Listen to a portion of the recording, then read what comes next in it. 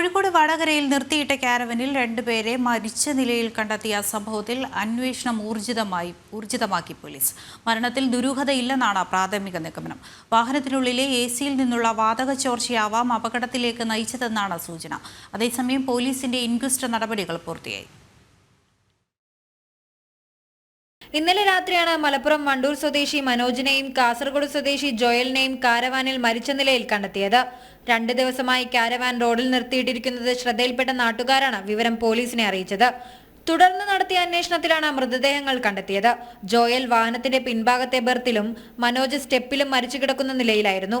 പൊന്നാനിയിൽ caravan tourism കമ്പനിയിലെ ഡ്രൈവറായ മനോജ് മലപ്പുറം വണ്ടൂർ വാണിയമ്പലം സ്വദേശിയാണ്. ഇതേ കമ്പനിയിലെ ജീവനക്കാരനാണ് ജോയൽ. എരമംഗലം സ്വദേശി നാസറിന്റേതാണ് വാഹനം. ഫോറൻസിക് വിദഗ്ധരും വിരലടയാള വിദഗ്ധരും ഡോഗ് സ്ക്വാഡും മോട്ടോർ വാഹന വകുപ്പ് ഉദ്യോഗസ്ഥരും സ്ഥലത്തെത്തി പരിശോധന നടത്തി. സംശയാസ്പദമായി ഒന്നും വാഹനത്തിൽ നിന്നും കണ്ടെത്തിയിട്ടില്ലെന്നും പോസ്റ്റ്മോർട്ടം നടപടികൾക്ക് ശേഷമേ കൂടുതൽ വ്യക്തത ലഭിക്കൂ എന്നും പോലീസ് അറിയിച്ചു. തലശ്ശേരിയിൽ വിവാഹത്തിന് ആളുകളെ എത്തിച്ച ശേഷം പൊന്നാനിയിലേക്ക് മടങ്ങവെയാണ് അപകടം. വഴിയരികിൽ വാഹനമൊതുക്കി AC ഇട്ടുറങ്ങിയപ്പോൾ വാഹനത്തിൽ കാർബൺ മോണോക്സൈഡ് നിറഞ്ഞ ആ വാതകം ശ്വസിച്ചതാകാം മരണത്തിനിടയാക്കിയതെന്ന നിഗമനത്തിലാണ് പോലീസ്. ഇൻക്വസ്റ്റ് പൂർത്തിയാക്കിയ ശേഷം പോസ്റ്റ്മോർട്ടം നടപടികൾക്കായി മൃതദേഹങ്ങൾ കോഴിക്കോട് മെഡിക്കൽ കോളേജിലേക്ക് മാറ്റി. ജനം, കോഴിക്കോട്.